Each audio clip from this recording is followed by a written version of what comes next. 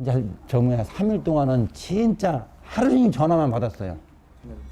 예. 왜냐면 계속 오는 거예요. 응?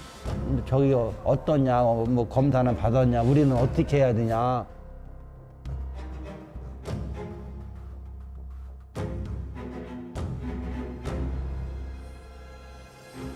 제도업계에서 우리가 주셨어요. 보려고 이렇게 했는데 5만 원 했어요.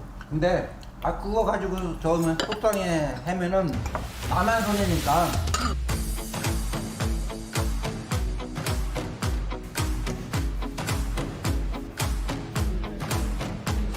새로운 시작은 늘 설레게 하지 모든 걸 이겨낼 것처럼 시간을 뒤쫓는 시계바늘처럼 앞질러 가고 싶어 하지.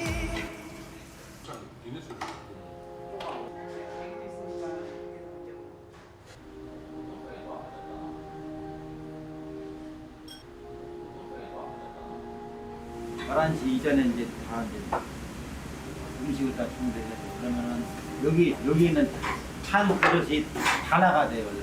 딱 없어져야 되는데 아예 그냥 빵이.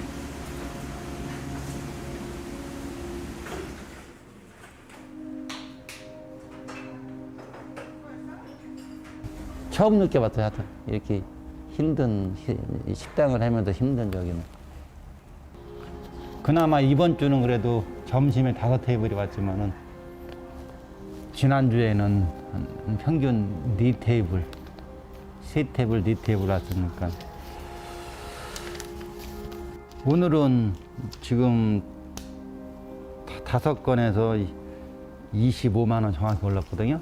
근데 이게 지금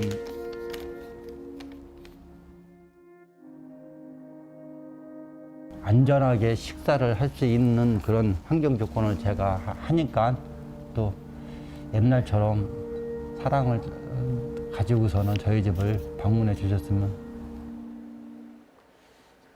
네, 확진자가 다녀간 후 영상 보셨는데요. 현장을 취재한 이수복 기자와 이야기 나눠보겠습니다. 이 기자, 코로나19 확산 자체도 문제인데 이제 확진자 동선이 공개가 되다 보니까 확진자가 다녀간 식당 같은 곳들이 상당한 피해를 입고 있다고 하잖아요. 영상에서도 봤지만 생각보다 좀 심각하네요.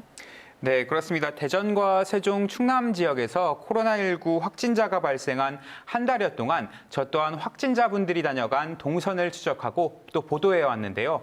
확산을 방지하기 위해 저희도 어쩔 수 없이 확진자 동선을 가리지 않고 보도했습니다.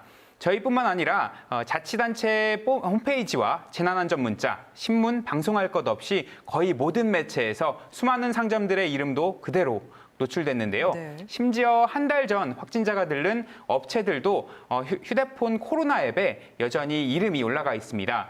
이로 인해 이 식당, 상점들은 정말 직격탄을 맞았는데요. 문제는 일시적인 피해가 아니라 아예 박제가 돼버렸다고 할까요?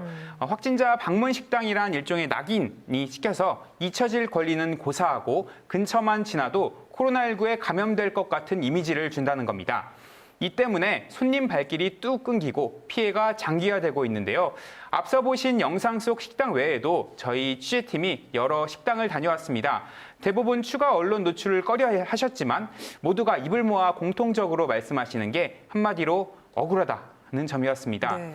정성을 다해 음식을 만들어 대접했고 열심히 일을 한 게 전부인데 갑자기 확진자가 발생했다며 임시 폐쇄를 하고 또 바이러스 검사 결과가 나올 때까지 준 환자 취급을 당하면서 식당 수습도 못하고 집에만 틀어박혀 있어야 하고 그 사이 식당에 쌓였던 식재료들은 상하거나 상품 가치가 없어서 못 쓰게 돼버려 피해가 막심했다는 거고요. 일부 사장님은 내가 지금 너무 화병이 난 건지 아니면 코로나19 의심 증상이 있는 건지 모를 정도로 몸이 아팠다는 분도 계셨습니다. 네네.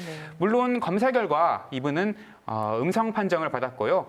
이외에도 자신의 피해 상황을 말하면서 격양돼 눈물 짓는 분도 여러 계셨습니다. 네, 충분히 이해가 됩니다. 금전적으로나 정신적으로나 여러모로 좀 피해가 클 것 같은데 피해 규모가 얼마나 되는지 조사된 게 있습니까?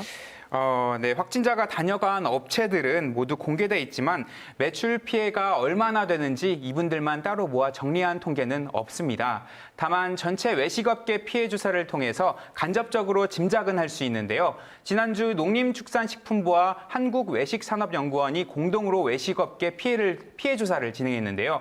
외식업계 대부분이 코로나19로 고객 수가 줄었다고 응답한 가운데 충청권이 97.3%로 비율이 가장 높았습니다. 손님이 줄었다면 얼마나 줄었냐는 물음엔 충청권 식당의 고객 감소율은 72.2%로 나왔는데요. 평소 100명이 왔다면 코로나19 확산 이후에는 72명이 줄어서 28명밖에 찾아오지 않는다는 겁니다.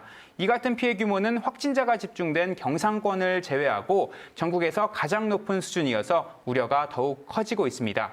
정리해서 말씀드리면 코로나19로 인한 외식 산업의 피해가 특히 충청권에서 큰 것으로 추정되고 확진자가 다녀간 식당은 당장 문을 닫아도 이상하지 않을 정도로 어려움을 겪고 있다고 정리할 수 있을 것 같습니다. 네, 특히나 충청권에서 외식 산업이 큰 피해를 보고 있군요. 대책을 좀 빨리 마련해야 될 것 같은데 급한 대로 우선 자치단체 차원에서라도 도움이 있어야 되는 거 아닌가요? 네, 서울과 부산 같은 발빠른 자치단체에선 일찌감치 이들에 대한 대책 마련에 나섰습니다. 바로 안심 클린존이라는 걸 만들어 인증을 해주는 건데요. 비록 확진자가 다녀갔지만 철저한 방역을 거쳐 깨끗한 위생 환경을 갖췄다고 증명을 해주는 겁니다. 일종의 보증서 같은 개념인 건데 충청 지역 일부 자치단체에서도 이 같은 움직임이 나오고 있습니다. 지난주 대전시장과 시청 소속 공무원들은 대전 1번 확진자가 다녀가 임시 폐쇄됐던 은행동 일대 지하상가와 식당, 상점들을 찾아갔고요. 그래서 찾아가서 물건도 팔아주고 식사도 하면서 업주들이 뒤집어 쓴 주홍글씨 지우기에 나섰습니다. 충남에서 확진자가 집중된 천안시도 충남 신용보증재단을 통해 확진자 방문 업소에 대한 융자금과 이자를 지원하기로 했습니다. 대상공단 하나토탈에서 확진자가 무더기로 발생한 서산시도 오늘 확진자가 다녀간 업소에 클린존 인증 스티커를 배부하고 물건도 팔아주는 등 이미지 쇄신에 나섰고요.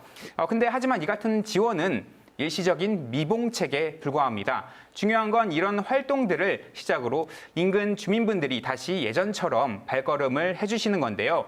저희가 여러 차례 말씀드렸는데 확진자가 다녀간 업소야말로 수차례 방역과 소독으로 개업 이래 가장 깨끗하다고 하죠. 오히려 다른 식당보다 더 위생 상태가 나은 만큼 오랜만에 가족들과 또 친구들과 외식을 계획하고 계시다면 이들 식당을 눈여겨봐 주시는 건 어떨까 합니다. 네, 갈만한 곳이 있는지 저도 한번 찾아봐야겠습니다.